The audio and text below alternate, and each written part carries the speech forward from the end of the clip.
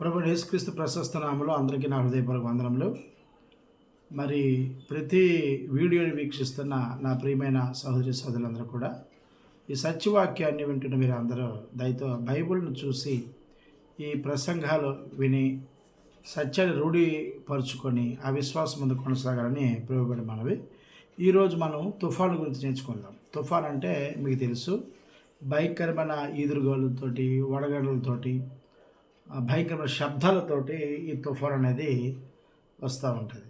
అయితే ఈ తుఫాను ఎక్కడి నుండి వస్తుంది, ఎందుకు వస్తుంది, ఆ తుఫాన్ని తయారు చేసిన వారు ఎవరు అనే విషయాన్ని ఈరోజు మనం ఈ వీడియో ద్వారా నేర్చుకుందాం. ఈ రోజుల్లో సాంకేతిక పరిజ్ఞానము ఎంత పెరిగినప్పటికి కూడా మానవుడు ఈ ప్రకృతిలో ఉన్న వైపరీత్యాలన్నీ అదుపు చేయలేడు, దాన్ని ఆపలేడు. ఇది మొదట ప్రతి ఒక్కరూ గమనించాల్సిన విషయం. ఎందుకు దాన్ని ఆపలేడు అని అంటే, ప్రకృతి దేవుని యొక్క స్వాధీనంలో ఉంది. ఆయన నిర్ణయం చెప్పున, ఆయన సంకల్పం చెప్పున, ఆయన శక్తి చేత ఈ ప్రకృతి నడుస్తోంది అనే సంగతి ప్రతి సహోదరుడు సహోదరి గమనించాలి. అంతేకాక ఈ భూమి మీద ఉన్న ప్రతి మానవుడు కూడా దాన్ని గ్రహించాలి. సో ఈరోజు తుఫాను గురించి మనం కొంచెం నేర్చుకునే ప్రయత్నం చేద్దాం. తుఫాను ఎక్కడి నుండి వస్తుందని మనం ఆలోచన చేస్తే, యోబు గ్రంథము 37వ అధ్యాయం 9వ వచనంలో, యోబు గ్రంథము 37వ అధ్యాయం 9వ వచనంలో, మరుగ స్థానంలో నుండి తుఫాను వచ్చును అన్నాడు. మరుగు స్థానంలోనండి. మరుగు స్థానం అంటే తెలియబడని స్థానము. తెలియబడని స్థానం అంటే మానవులకు తెలియబడిన స్థానం నుండి వచ్చింది. ఉదాహరణకి మన కరోనా వచ్చింది. కరోనా ఎక్కడి వచ్చిందంటే ఏం చెప్పారు? పలానా చేయరండి వచ్చింది. అది మానవ అభిప్రాయం, కానీ ఎక్కడి వచ్చిందనే సంగతి ఎవరికి కూడా తెలియదు. అలాగే ఈ తుఫాన్ అనేది ఎక్కడి వచ్చింది అని ఆలోచన చేస్తే, బైబిల్లో తండ్రి అనే దేవుడు మనము తుఫాను గురించి తెలుసుకోవాలని, ఆ తుఫాను ఎక్కడి వస్తుంది, ఎందుకు వస్తుంది, ఆ తుఫాను వల్ల కలిగే నష్టాలు ఏంటనేది భూమి మీద నివాసం చేసినటువంటి దేవుని పిల్లమైన మనము దాని గురించి తెలుసుకోవాలని దేవుడు చాలా చక్కగా దాన్ని వివరించాడు. ఈ తుఫాను ఎక్కడి వస్తుందంటే మరుగు స్థానం నుండి వచ్చిందని చెప్తున్నాడు. మరుగు స్థానం అంటే తెలియబడిన స్థానం, అంటే మానవుడు కనుగొనలేని స్థానం. కాబట్టి అలాగే మనము యోహాను సువార్త 3వ అధ్యాయం 8వ వచనంలో ఈ తుఫాను వస్తే ఏం జరుగుతుందని మనం కొంచెం తేడాగా నేర్చుకుంటే, యోహాను సువార్త 3వ అధ్యాయం 8వ వచనం మనం చూస్తే, గాలి తనకిష్టమైన చోటును విసురును, నీవు దాని శబ్దము విందువే కానీ అది ఎక్కడి నుండి వచ్చునో ఎక్కడికి పోవునో నీకు తెలియదు అన్నాడు. ఇక్కడ పరిశుద్ధాత్ముడు ఏం చెప్తున్నాడనంటే, యేసుక్రీస్తు శిష్యులకి క్రీస్తు బోధ ద్వారా గాలి తనకిష్టమైన చోటను చూడండి. తుఫాను వచ్చినప్పుడు గాలి ఎక్కడ వస్తుంది ఎవరికి తెలియదు. ఏం చెప్తారంటే, ఇదిగో బంగాళాఖాతంలో అల్పపీడనం ఏర్పడింది, ఈదురుగాలులు ఒరిస్సా రాష్ట్రం దాటి ఆంధ్ర రాష్ట్రానికి వచ్చి, ఆంధ్ర రాష్ట్రం నుండి తమిళనాడు రాష్ట్రానికి వెళ్ళిపోతాయి, లేదా కర్ణాటక స్టేట్కి వెళ్ళిపోతాయని ఏదో చెప్తారు తప్ప అది ఎక్కడి నుండి ఎక్కడికి వెళ్తుంది అనేది ఎవరికి తెలియదు. తుఫాను వచ్చేటప్పుడు మనుషులకి ఇక్కడ ఉన్నటువంటి అధికారులు ఎవరైతే ఉన్నారో ఆ సంకేతాన్ని తెలిసినప్పుడు, దాని ద్వారా ఆ సందేశము వారికి తెలిసినప్పుడు, ఏదో టెక్నాలజీ ఉపయోగించడం, గాలి వచ్చినప్పుడు అయ్యో ఈరోజు వచ్చింది అని. ఉదాహరణకు చూడండి, ఈ మధ్యకాలంలో మనకి పిడుగులు ఎక్కడైనా పడితే సాధారణంగా ఒక మెసేజ్ మనకు వచ్చింది, మీ ప్రాంతంలో పిడుగులు పడుతూ ఉన్నాయి, మీరు సురక్షితమైన ప్రాంతాలకు వెళ్ళిపోండి, బయటికి రాకండి అని చెప్తారు. కానీ ఇక్కడ ఈ మధ్యకాలంలో చూస్తే ఒక బీప్ సౌండ్ తోటి, భయంకరమైన శబ్దంతో ఒక మెసేజ్ వస్తూ ఉంది. అందరూ భయపడ్డారు, ఇదేంటిది మొబైల్లో ఇలా వస్తుందని. వెంటనే అంటే మీ ప్రాంతంలో పిడుగులు పడుతున్నాయి, మీరు ఎవరు బయటికి రాకండి, ఇంట్లో ఉండండి అని. అది ఒక హెచ్చరిక. వాస్తవానికి అది పడతాదా పడదని పక్కన పెడితే వాళ్ళు ఒక ఆ సూచన బట్టి, ఆ శబ్దాన్ని బట్టి, పూర్వం చూడండి మనకి గడియారాలు లేవు, నేను రైతులు పలానా టైం మీద స్పష్టంగా చెప్పేసి. ఇప్పుడు కూడా చాలామంది చదువు రాకపోయిన పొలాల్లోకి వెళ్తే వాళ్ళు అలాగే దాన్ని చెప్పేస్తారు ఈజీగా, అవునా కదా. అలాగే కొంతమంది రైతులు వర్షం పడుతుంది లేదు కూడా ఆకాశం దిగు చూసి చెప్పేస్తారు. ఇది కూడా ఊహాగానం తప్ప అందులో స్పష్టత లేదు. ఇది మనం గమనించాలి. కాబట్టి ఈ దేవుడు ఏం చెప్తాడు, తనకిష్టమైన గాలి తనకిష్టమైన చోట విసరను, నువ్వు దాని శబ్దం విందువే కానీ అది ఎక్కడి నుండి వచ్చును ఎక్కడికి పోను నీకు అది తెలియక. తుఫాను వచ్చినప్పుడు ఎలా వస్తుందంటే గాలి చేత వస్తుంది, భీకరమైన గాలి. అది ఎన్ని కిలోమీటర్ల వేగంతో వస్తుంది అనేది ఎవరు కూడా స్పష్టత చేయలేరు, కానీ ఒక అభిప్రాయాన్ని ఏదో అలంకరణప్రాయంగా ఊహాజనకంతో దాన్ని చెప్పే ప్రయత్నం చేస్తారు తప్ప స్పష్టత లేదని సంగతి మీరు గమనించు. కాబట్టి తుఫాన్లో ఏ రైతు కానీ ఏ మనుషుడు కానీ పని చేయుడు అనే సంగతి కూడా మనకి ప్రసంగి గ్రంథము 1వ అధ్యాయం 4వ వచనం మనం చూస్తే, క్షమించండి 11వ అధ్యాయము, ప్రసంగి గ్రంథము 11వ అధ్యాయము 4వ వచనం చూస్తే, గాలిని గుర్తుపట్టువాడు విత్తడు, మేఘములను కనిపెట్టువాడు కోయడు. ఆ రోజుల పూర్వంలో ఇంత టెక్నాలజీ లేనప్పుడు కూడా రైతులకు గాలి వచ్చిందనుకోండి ఆ రోజు విత్తనాలకి వెళ్ళరు. అలాగే వర్షం పడిన టైంకి వెళ్ళి ఎవడు కూడా కోత కోయడు. కాబట్టి తుఫాను వచ్చినప్పుడు ఎవడు కూడా వెళ్ళి పనులకు వెళ్ళడు. చాలా అమ్మో ప్రాణభయం, ఏ రేకు వచ్చి పేక్ కట్ చేసేస్తుందో, లేకపోతే ఏ కొమ్మ వచ్చి నెత్తి మీద పడిపోయి చచ్చిపోతామో, లేదా ఏ ఉడగండ్లు వచ్చి కారు మీద పడిపోతుందో, లేకపోతే ఈ గాలికి ఏమి ఎగిరిపోతాము అని చెప్పి ఎవరు కూడా తుఫాను వచ్చేసరికి ఎవరు కూడా బయటికి వెళ్ళే సాహసం చేయరు. ఎంత పెద్ద బలవంతుడైనా సరే తుఫాను వచ్చిన సమయం బయటికి వెళ్ళే సాహసం చేయడు, ఇంట్లోనే ఉంటాడు. తుఫాను కూడా బలం అలాంటిదనే సంగతి మనం గమనించాలి. కాబట్టి తుఫాను ఎందుకు వస్తుందని మనము ఆలోచన చేస్తే, ఎవరిస్తున్నారు దీన్ని, ఎవరు తయారు చేశారు, ఎందుకు వస్తుంది ఈ తుఫాను, మనల్ని ఎందుకు భయభ్రాంతులకు గురి చేస్తుంది, దీనివల్ల ఎందుకు ఎంత ఆస్తి నష్టం వస్తుందని మనం ఆలోచిస్తే, అసలు ఇంతకీ ఈ తుఫాన్ని ఎవరు పంపిస్తున్నారు, ఇది ఎక్కడి నుండి వస్తుందని అంటే మరుగు స్థానం నుండి వస్తుందని సంగతి మనం తెలుసుకున్నాము. ఇప్పుడు ఇది ఎవరు తయారు చేశారని మనం ఆలోచన చేద్దాము. అసలు తుఫాన్ అంటే ఏమిటి, దీని అర్థం ఏంటనేది మనం యోచన చేద్దాం. ఇర్మియా గ్రంథము 23వ అధ్యాయము 19వ వచనం చూస్తే, ఇర్మియా గ్రంథము 23వ అధ్యాయము 19వ వచనం చూస్తే, ఇదిగో యెహోవా యొక్క మహోగ్రతయును పెనుగాలి బయలు వెళ్ళుచున్నది, అది భీకరమైన పెనుగాలి, అది దుష్టుల తల మీదకి పెళ్ళున దిగును అన్నాడు. కాబట్టి ఈ తుఫాను క్రియేట్ చేసింది ఎవరో, ఎక్కడి నుండి వస్తుంది అని అంటే, తుఫాను యొక్క అర్థం ఏంటి అంటే దేవుని యొక్క సృష్టికర్త అయినటువంటి మహోగ్రత అంట. ఉగ్రత వేరు, మహోగ్రత వేరు. కోపపడం వేరు, భయంకరమైన కోపం వేరు. కోపం రావడం సహజం, కానీ ఒక మనిషి చంపేద్దామని కోపం రావడం అది బీభత్సంగా ఉంటుంది. కాబట్టి ఇక్కడ స్పష్టంగా చెప్తున్నాడు ఏంటంటే, ఇదిగో యెహోవా వాక్కు, యెహోవా యొక్క క్షమించండి, ఇదిగో యెహోవా యొక్క మహోగ్రతయును పెనుగాలు బయలు వెలుచున్నది. తుఫాను ఎందుకు వస్తుంది అని అంటే, అది ఎవరు పంపిస్తారంటే దేవుని యొక్క మహోగ్రత. ఇది ఎందుకు వస్తుంది అని ఎవరు ఆలోచించారు.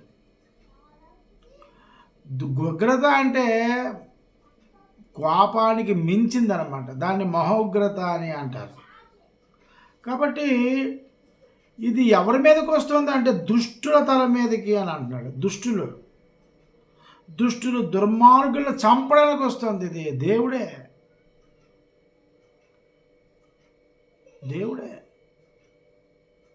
సత్యాన్ని విన్న జనాంగం కొరకు వస్తుంది.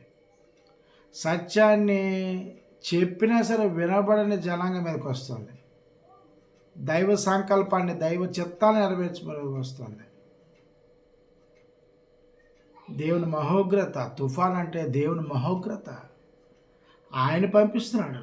ఇంకా మనం 6వ అధ్యాయము, ఇర్మియా గ్రంథము 6వ అధ్యాయము 10 నుండి 11 వచనాలు మనం చూస్తే, 6వ అధ్యాయము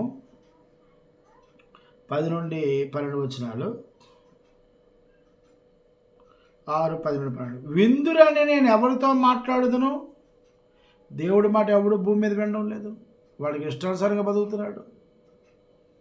లోకంలో దేవుని కాన్సెప్ట్ అయితే నెరవేరింది. ఏంటి కాన్సెప్ట్? లోకంలో వీరు ఫలించి అభివృద్ధి పొందండి అనే కాన్సెప్ట్ అయితే లోకంలో భూమి అయితే మనుషులు నిందించగలిగారు, కానీ నిందించడు కానీ దేవుడు మనుషులు దేవుని ఆలోచన చెప్పున, దేవుని జ్ఞానం చెప్పున, దేవుని సంకల్పం చెప్పిన, దేవుని కృప, దేవుని చిత్తం చెప్పిన మనుషులు బతకడం లేదు.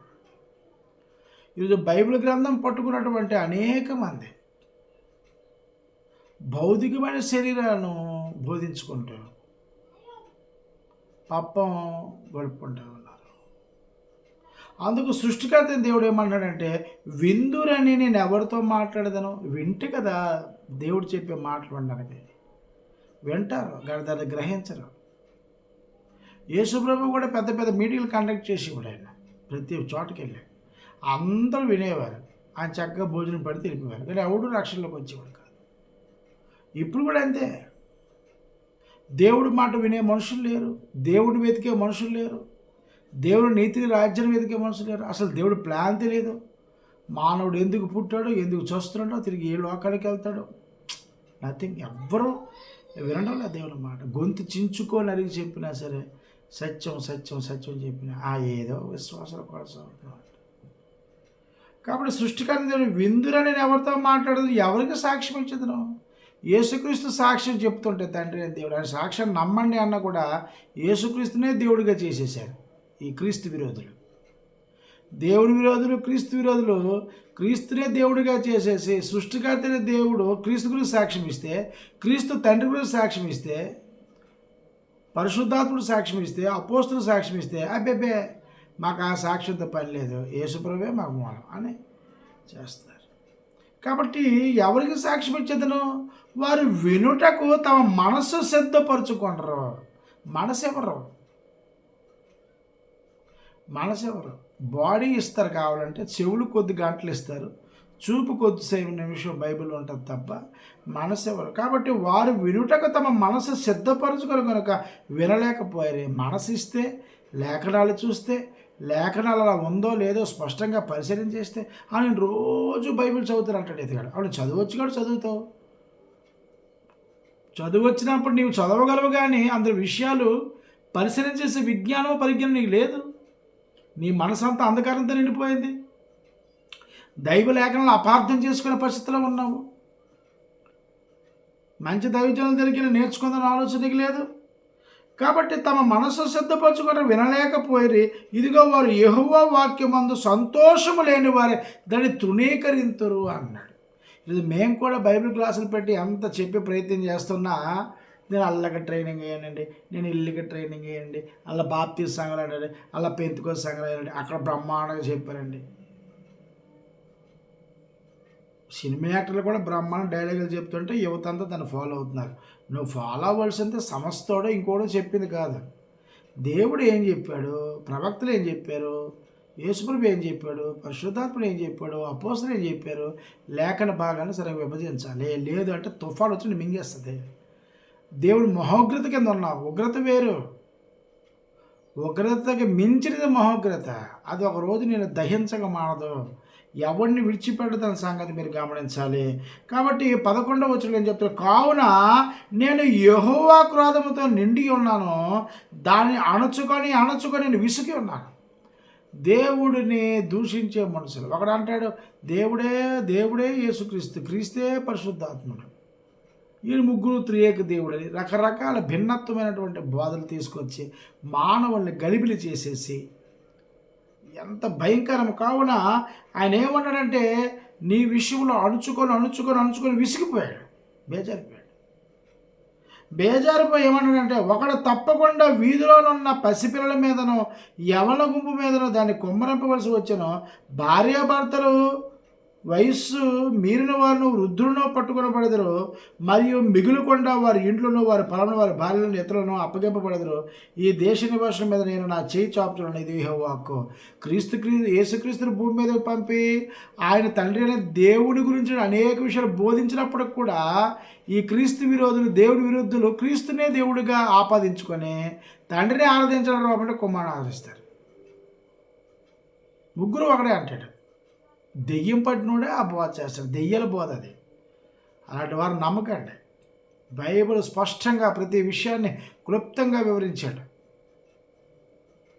కాబట్టి ఎవరిని విడిచిపెట్టను అంటున్నాడు. చూడండి, తుఫాను వచ్చినప్పుడు ఏమవుతుంది? ఇదిగో గోడ పడిపోయి నలుగురు పోయారు. ఇదిగా బిల్డింగ్ కూలిపోయింది. ఇదంతా ఆస్తి నష్టం ఎందుకు వస్తుంది, ప్రాణ నష్టం ఎందుకు వస్తుంది అంటే దేవుడు మాట వినరు. ఇందులో చాలామంది పాస్టర్లు కూడా అయిపోయారు, దొరికిపోయారు. అందులో పెద్ద పెద్ద సేవలు కూడా దొరికిపోయి ఈ తుఫాన్లో కొట్టుకు సచ్చారు. ఎందుకు సచ్చారంటే కారణం ఇదే. ఎవరిని విడిచిపెట్టడు దేవుడు, ఎవరిని విడిచిపెట్టడు. రేపు నేనైనా సరే దైవ వాక్యం విరుద్ధంగా బతికితే ఎవరిని విడిచిపెట్టడు. దేవుడు కనికరి గల సత్య సంపూర్ణుడు, ఆయన కృపా సత్యశీలుడు. ఆయన కృపను మనం కోరుకోవాలి తప్ప ఆయన మహోగ్రతను కోరుకోకూడదు. ఆయన చెప్పిన విషయాలు వినాలి, ఆయన ఆజ్ఞలు గైకోవాలి, వాటి ప్రకారం జీవించాలి. కాబట్టి దయతో రోమిలికి రాసిన పత్రిక 1:18 ఏమంటాడంటే దుర్నీతి అంటాడు. అక్కడ నీతిని అనుసరించుకో. దేవుడు చెప్పినటువంటి నీతి బోధ వేరు, మానవుడు ఆలోచించే దుర్నీతి బోధ వేరు. కాబట్టి రోమిలికి రాసిన పత్రిక 1:18 దుర్నీతి చేత సత్యమును అడ్డగించు మనుషుల యొక్క సమస్త భక్తిహీనత మీదనో దుర్నీతి మీదనో దేవుని కోపం పరలోకమును బయలుపరచబడుచున్నది. ఇదే అప్పుడప్పుడు ఆయన చెప్పిన భూకంపాలు వస్తాయి, మరి అలాగే తుఫాన్లు వస్తాయి, మీరు భయపడకుండా అంతం రాదు అన్నాడు. ఇది ఎందుకు వస్తుంది? భక్తిహీనులు. దేవుడు చెప్పినటువంటి నీతి బోధ వేరు, మనుషులు నీతిని ఏం చేశారు, దూపెట్టారు, దుర్నీతి బోధలు చేస్తామన్నారు. భౌతిక శరీర సంబంధం వాళ్ళు మమ్మల్ని అంటాడు ఏంటంటే మేము తండ్రి యొక్క కుమారుని యొక్క పరిశుద్ధాత్మను బాప్తిసం తీసుకున్నాము. 100 సార్లు మునుగా నామాలు, నీకు రక్షణ లేదు. దేవుడు చెప్పినటువంటి నీతి సంబంధమైనటువంటి బోధ నువ్వు విని నీ బతుకులు, నీ జీవితాన్ని మార్చుకోండి. క్రీస్తు యొక్క శిలువ జనన మరణము, ఆయన పునరుద్ధానము చెప్పందే ఎవరికి రక్షణ లేదు. అపోస్తుల బోధ వినకుండా రక్షణకు అవకాశం లేదని తుఫానుని మింగుతుంది, ఏ రూపంలో మింగేస్తుంది, కొట్టిపడేస్తాడు.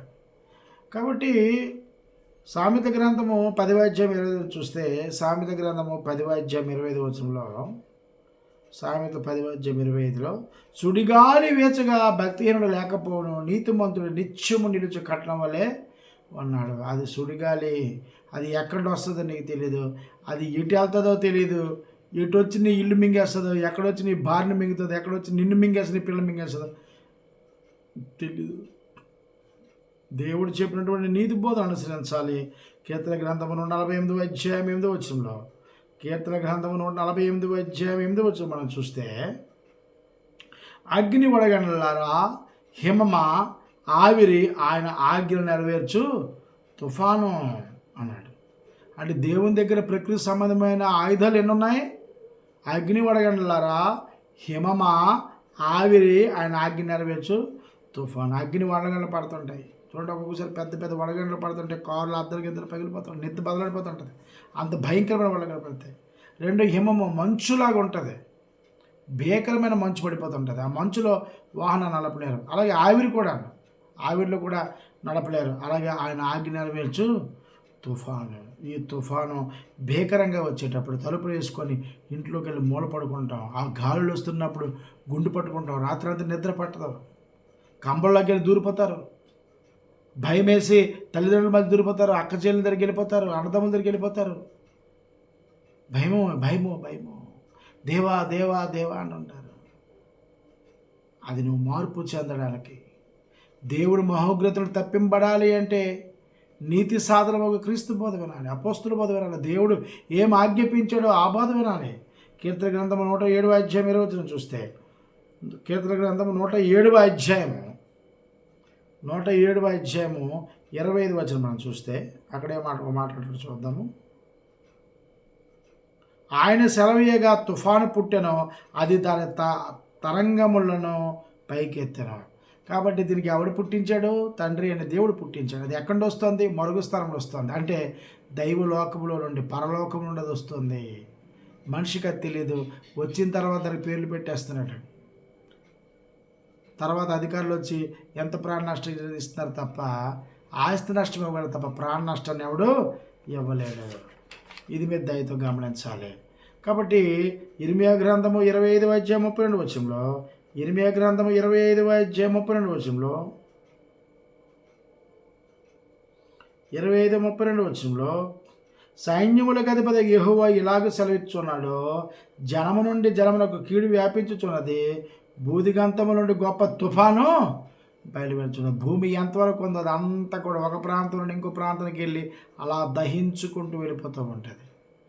ఐగుప్తు దేశంలో ఇశ్రాయేలు ప్రజలు వినిపించకుండా ఫరో రాజు అడ్డగించినప్పుడు మరణదోత ఎలాగైతే ఇశ్రాయేలు ప్రజల నుండి అది మరణము వారు ఉన్నటువంటి జ్యేష్ఠ కుమారుడు మింగకుండా ఐగుప్తు దేశంలో ఉన్న జ్యేష్ఠ కుమారుడు ఎలాగ మింగిందో తుఫాను కూడా నీతిమంతుల ఇళ్ళ మీదకి రాకుండా అనీతిమంతులకు దేవుణ్ణి లాభకరంగా బతుకుదామని పడుకున్న దైవజనుల మీదకి దైవజనం చెప్పుకుంటున్న వారి మీదకి ఈ తుఫాన్ అనేది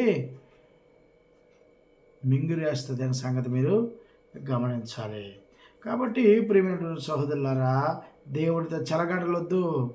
దేవుని యందు భయభక్తులు కలిగి దేవుని విపత్తులో నుండి మనం బయటపడాలి అంటే దేవుని యొక్క కోపానికి మనం ఎప్పుడు కోరుకోవాలి, దేవుడి కృపను కోరుకోవాలి, దేవుడి కనికరం కోరుకోవాలి, దేవుడి వాత్సల్యాన్ని కోరుకోవాలి సంగతి మీరు అది మీరు గమనించుకోవాలి. అలాగే మనము నహూము గ్రంథం మనం చూస్తే నహూములో నహూము 1వ అధ్యాయం 2-8 మనం చూస్తే, నేను ఎవరిని గూర్చి దేవోక్తి ఎరుకోసువాడు నహూమును కలిగి దర్శకులు వివరించి గ్రంథం. యెహోవా రోషం గలవాడే ప్రతీకారం చేయువాడు, యెహోవా ప్రతీకారం చేయును, ఆయన మహోగ్రత గలవాడు. యెహోవా తన శత్రులకు ప్రతీకారం చేయును, తన విరోధుల వారి మీద కోపముంచుకును. యెహోవా దీర్ఘశాంతుడు, మహాబలము గలవాడు, ఆయన దోషులను నిర్దోషులకు ఎంచడు. యెహోవా తుఫాన్లో నుండి సుడిగాల్లో వచ్చేవాడు, మేఘముల ఆయనకు బాధ్యులుగా ఉన్నవే. ఆయన సముద్రుని గద్దించి ఆరిపోజేసను, నదులన్నిటిని ఆయన ఎండిపోజేయను. భాషను కల్పన వాడిపోను, లేబరున్న పుష్పం వాడిపోను. ఆయనకు భయపడి పర్వతాలు కంపించను, కొండలు కరిగిపోను. ఆయన ఎదుట భూమి కంపించను, లోకమందు నివాసులందరూ వణుకుదురు. ఆయన ఉగ్రతను సహింపగలవాడెవడో, ఆయన కోపాగ్ని ఎదుట నిలవగలవాడెవడో.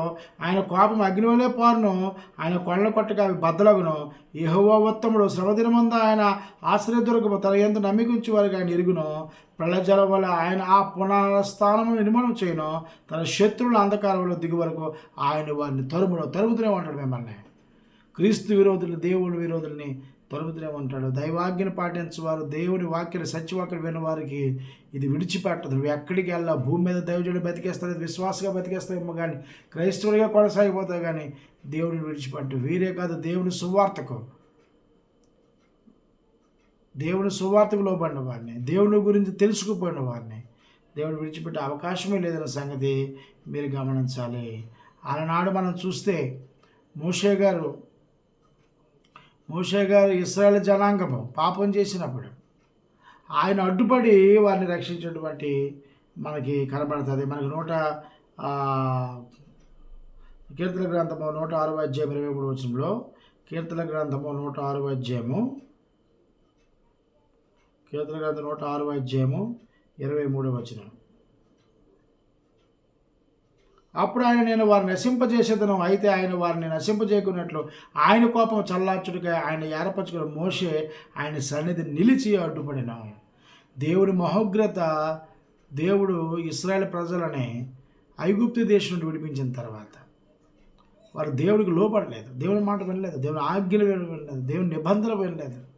దేవుడు వేసినటువంటి అడ్డుని క్షమించండి, ఆయన నిబంధన వారు పాటించలేదు కదా, తిరిగి దేవుడి మీద శనిగారు, దైవజుడి మీద శనిగారు. అప్పుడు దేవుడు అన్నాడు, మోషే నువ్వు పక్క తప్పు, వీళ్ళని నేను చంపేస్తానన్నప్పుడు మోషే అడ్డుకున్నాడు. ఆయన కోపాన్ని, ఆయన తుఫాన్ రాకుండా, ఆయన మహోగ్రత రాకుండా మోషే అడ్డుకున్నాడు. ఇప్పుడు మనకు కూడా దేవుని మహోగ్రత నుండి తప్పించడానికి ఒక వ్యక్తి ఉన్నాడు. ఆ వ్యక్తి ఎవరో చూద్దాము. మత్తయి సువార్త 8వ అధ్యాయం 24వ వచనము. మత్తయి సువార్త 8వ అధ్యాయము 24వ వచనము, 23 నుండి చూద్దాం. మత్తయి సువార్త 8వ అధ్యాయం 23వ వచనం. ఆయన ధోని ఎక్కినప్పుడు ఆయన శిష్యులు ఆయన వెంట వెళ్ళిరి. అంతటా సముద్రం మీద తుఫాను లేచినందున ఆ ధోని అలల చేత కప్పబడిన. అప్పుడు ఆయన నిద్రించుచుండగా వారు ఆయన యొద్దకు వచ్చి, ప్రభువా నశించిపోవచ్చును, మమ్మల్ని రక్షించమని చెప్పి ఆయనను లేపి, అందుకు ఆయన, అల్ప విశ్వాసులారా ఎందుకు భయపడుచున్నారు వారితో చెప్పి లేచి గాలిని సముద్రముని గద్దెంపగా మిక్కిలి నిమ్మనం. ఆయన యేసు సువార్తకి వెళ్తున్నారు. సువార్త ప్రకటిస్తున్నప్పుడు అక్కడ భయంకరమైనటువంటి తుఫాను గాలి వచ్చింది. దేవుని మహోగ్రత ఎందుకు వచ్చింది? యేసు ప్రభువుతో వీరు ప్రయాణం చేస్తారు, కానీ వీరికి ఏ విశ్వాసం ఉందని చెప్తున్నాడు 20 రోజుల్లో. అల్ప విశ్వాసులు. ప్రభుతో తింటున్నారు, తాగుతున్నారు, సువార్తకి వెళ్తున్నారు, కానీ దేవుని కుమారుడు విశ్వసించినట్టే విశ్వసిస్తున్నారు, కానీ ఆయన బోధనని లక్ష్యపడటం లేదు.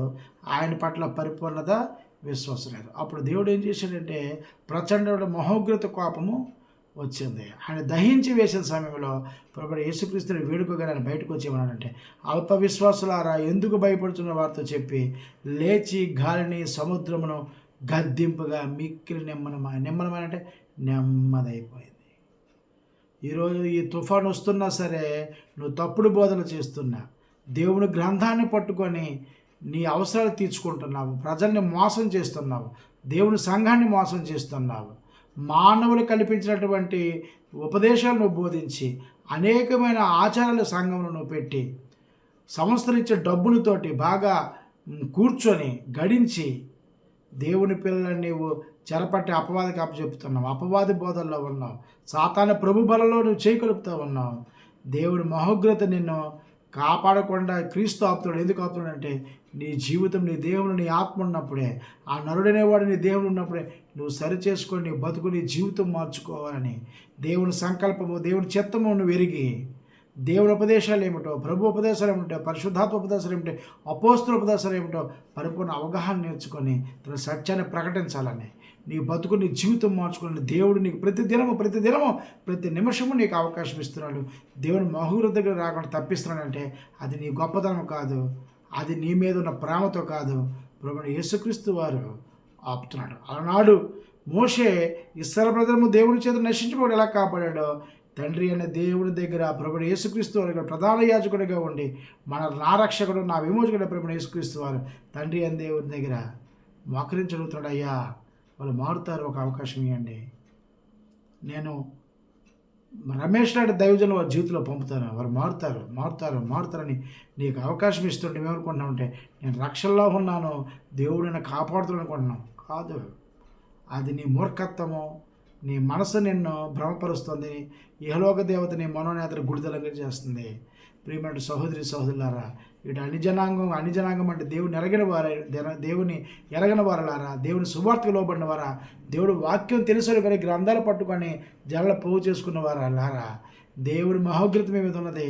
మీరు మారు మనసు పొంది పశ్చాత్తాపడి దేవునటువంటి తుఫాను అది మరుగు స్థలంలో బయటపడి పలుసార్లు మిమ్మల్ని తాకింది, అది తప్పించింది. ప్రభువైన యేసుక్రీస్తుని నమ్మి దైవ గ్రంథంలో చెప్పిన విషయాల ప్రకారము మీరు నేర్చుకొని దాని ప్రకారం జీవించి సత్యం కొరకు ప్రోకలాడి సత్యాన్ని ప్రకటించి మిమ్మల్ని మీ కుటుంబాన్ని రక్షించకండి. లేదా దేవుడి మహోగ్రత రాక తప్పదు, ఆ ఉగ్రతలో మీరు నశించిపోక తప్పదు. కాబట్టి ప్రియమైన వాళ్ళారా, మీకు తెలిసింది కదా, తుఫాను ఎక్కడ వస్తుంది? మరుగు స్థలంలో వస్తుంది. దాన్ని కలుగు చేసిన వాడు దేవుడు. తుఫాన్ అంటే అర్థము దేవుని మహోగ్రత, అంటే ఉగ్రత కంటే మనది ఎందుకు వస్తుంది అంటే దేవుని సువార్తకు లోబడిన వారు, దేవుని సంకల్పం లోబడిన వారు, దైవ చిత్తాన్ని నెరవేర్చబడి వారి మీదకి అది వస్తూ ఉంది. మీరు అటువంటి జాబితాలకు వెళ్లకుండా ఈరోజే మార్పు చెంది దైవ చిత్తానుసారంగా దేవుని కృప చొప్పున బ్రతుకుతూ సత్యలేఖనాలు ధ్యానించండి, దేవుని మహాకృపను పొందుకోండి. దేవుడు మిమ్మల్ని, మీ కుటుంబాన్ని బహుగా దీవించి ఆశీర్వదించును గాక. మీ అందరికీ నా హృదయపూర్వక వందనాలు.